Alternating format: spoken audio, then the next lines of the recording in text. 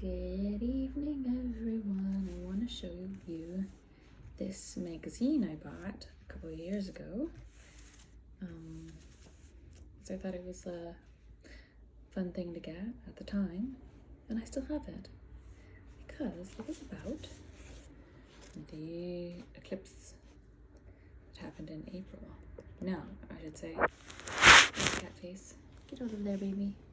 Nope, nope, nope. I didn't see the eclipse because I don't live in the path where it was in the totality. Not even close. And so I missed it. But a lot of my family did get to see it, which I guess that's so cool. And maybe one day I'll be able to see an eclipse, but I didn't get to. So I got the magazine instead, because then you get to see really cool pictures of it and read about it. So it was happening on April 8th, 2024. I've never bought this magazine before, so I thought maybe I'll have some nice pictures of stars and stuff. It's a little cat head. She's a little void. She's a black cat, so you're just gonna get a lot of blackness on your screen.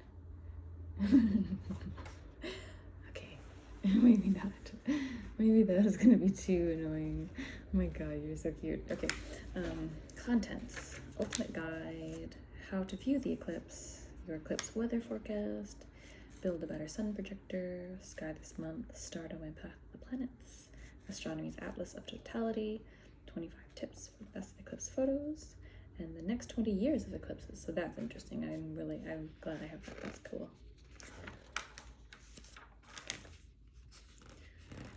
There's advertisements for things that I don't have. Or telescopes and whatnot, and photography equipment. That's cool. Sun globe.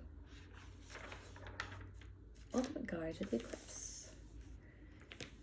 So this is kind of the cover story.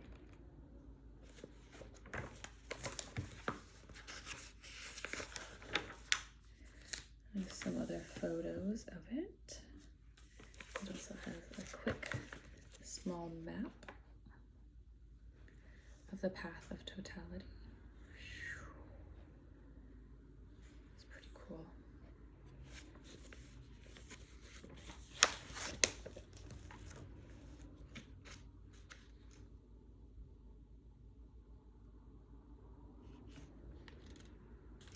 Yeah. Also about the totality, and then the red line is dead center, so that's where you get it the longest. And the further you're away from that, the red line, you would get the totality, but it just wouldn't last as long. I don't know if you can see. There's a red line in the middle of that gray path. I don't live anywhere close to that, but my family does. I used to live in Montreal, and Montreal is part of it. Toronto was just outside, so Toronto was on the edge of it, so they didn't actually get the totality, but if they just drove a little bit south, then they were, I think. But we'll get to the more detailed maps in a second. Dallas is right in the middle of it. That's really cool. Indianapolis. Cleveland, Sherbrooke, Fredericton, but that's kind of near the end of it. No, Louisville wasn't. Little Rock, Austin, and then in Mexico. Eclipse traffic. I said it'll be a lot of traffic. Some cool photos. Looks like a moon, but it's not. How to view the eclipse step by step.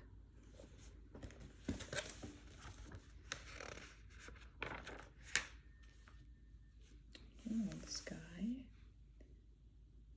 Partial phases of the eclipse progress. Images of the narrowing sun will become projected through gaps in leaves. That's cool.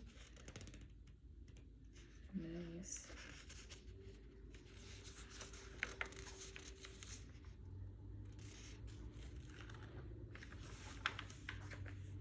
Some weather forecast.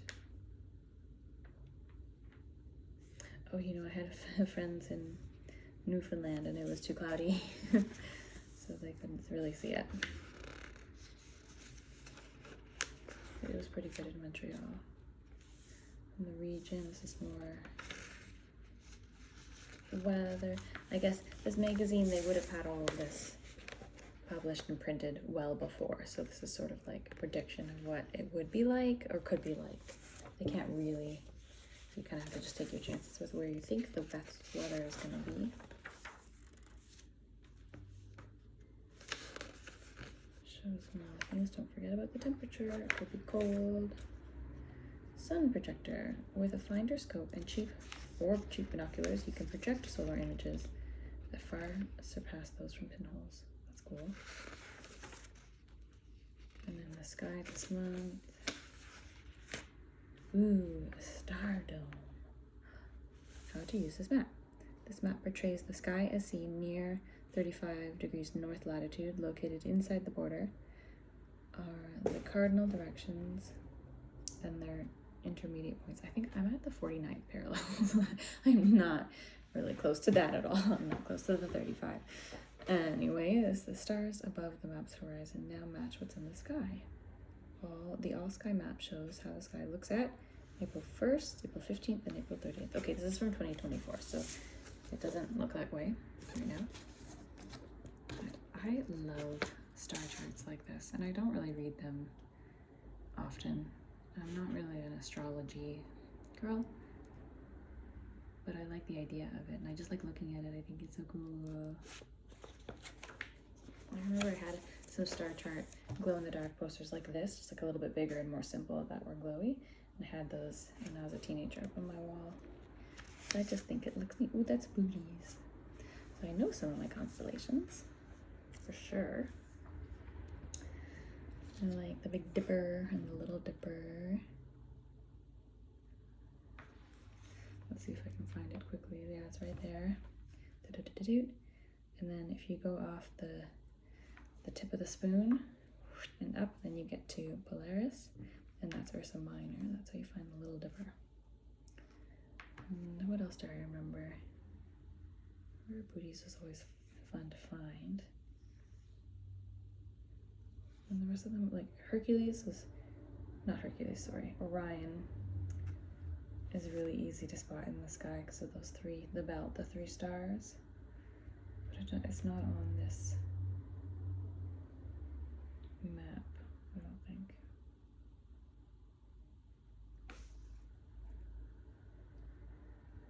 No. Not Hercules. Interesting.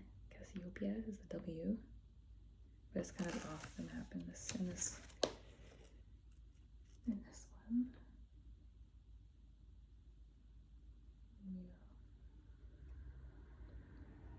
How can Orion not be on here? I thought it was really close.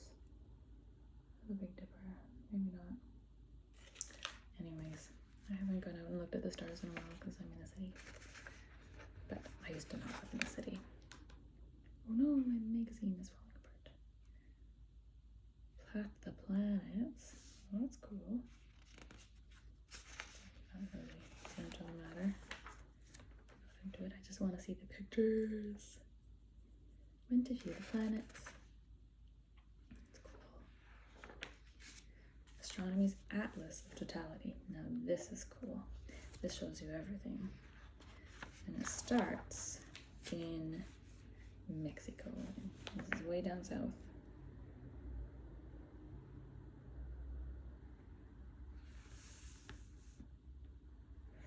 And it shows the path of totality and how long it's going to last, depending on how close or far you are from the center. So like here at the beginning, if you're in the center, like close to the center line of this, then you're going to get like 4 minutes. But then out on the outside, it was only a minute, and then, you know, it's not a totality. Where it lasts. Because it's just the sun and the moon just happen to be lined up as they go around like this, and if it's just not perfectly aligned, depending on your vantage point, it's really different. So that New Mexico. And then we get into past the border here into Texas. So there's the border. And there is Texas. We go. San Antonio. Houston was down there, and so it was not in it. Dallas, though, was right in the center. We're really close to it. And then, what state? Oklahoma. It went a little bit in Oklahoma, and then it goes through Arkansas, and then Missouri, and Kentucky.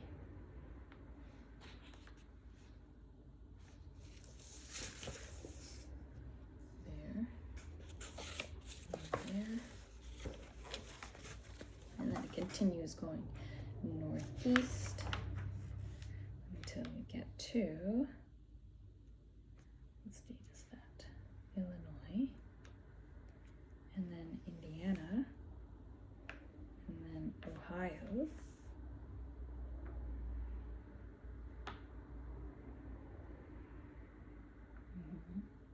then we hit the Great Lakes, and we start getting into Canada as well.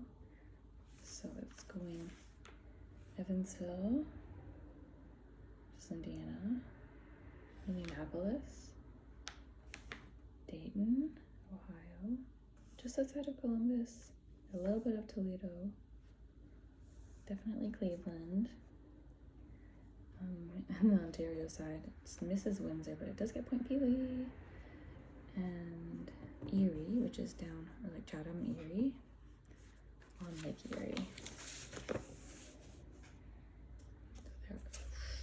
You know, it's so funny. And someone that's like, I've visited here a bunch.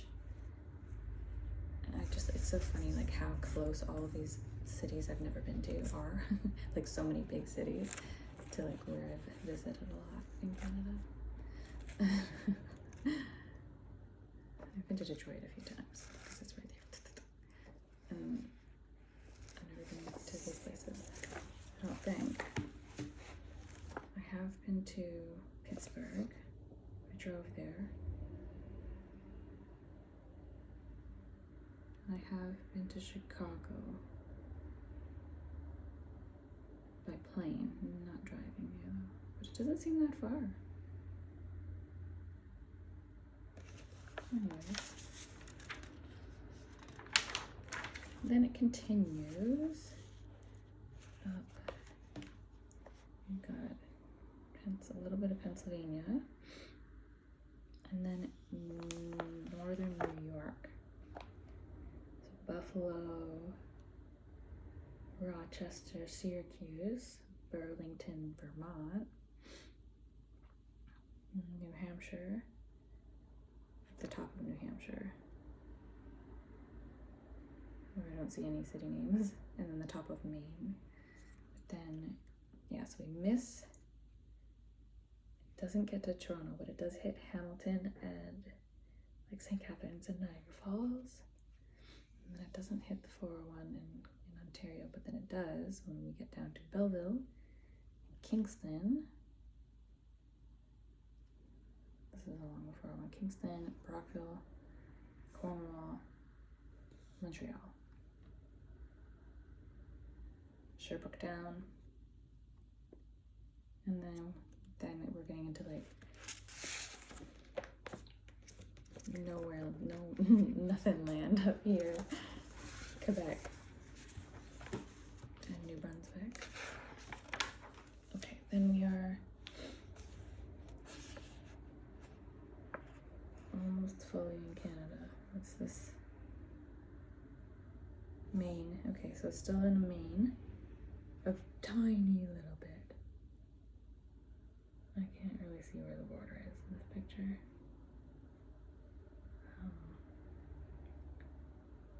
Quebec. Okay, no, Maine goes, sorry, it's a lot. That's all Maine. Oh, I see. Presqu'île, is it Maine? Maine goes way up into Quebec and New Brunswick. I guess there's, wait, no, I've been to a Presqu'île, but it was somewhere else. And then New Brunswick.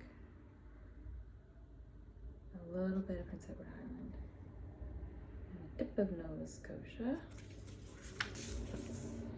Okay, I didn't realize that Maine goes like, whoa, way up here. Woo. I forgot, I've driven this, but it definitely stayed in Canada when I drove from Quebec. I guess I went through Quebec City to New Brunswick. How did I, wait. Yeah, I must have gone this way. I went to Bathurst.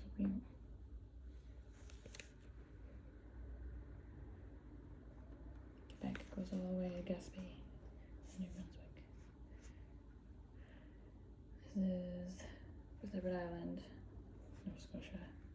Nova Scotia is so far south. And then way over here, they put the map of Newfoundland, even though Newfoundland is like, woo, they put it here. And it covers most of Newfoundland, but as I mentioned, it was too cloudy. It was too cloudy. So my friends there didn't get to see it.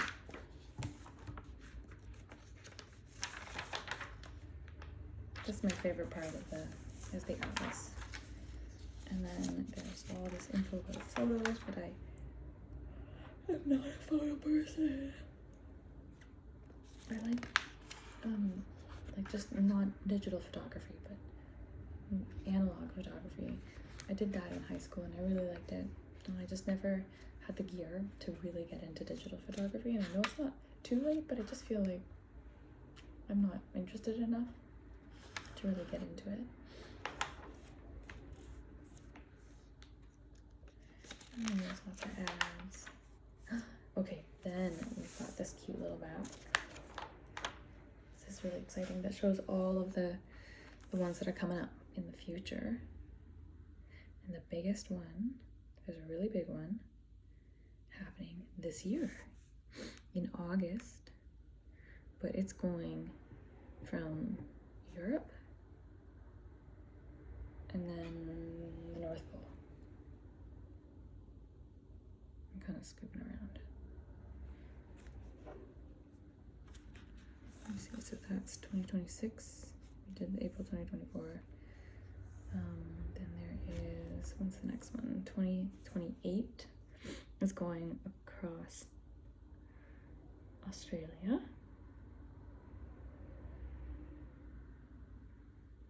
And then, are those one of the 20s? Then we've got 2030.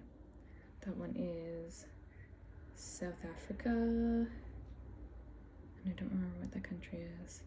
That's right next to South Africa. It's just the west, like northwest.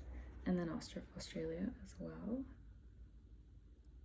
And then 2033. March 2033, that one is in the North Pole. And then, what's the next one? We've got 37, that's going to be in Australia again. There's a lot of them through there.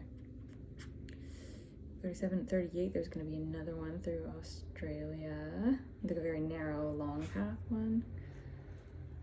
And then, there's all the 30s. Oh no, September 2035, we're going through China. Does it come out on the other side? No, I guess it's just a little bit Japan and Korea. And maybe, I don't know if there's anything else there.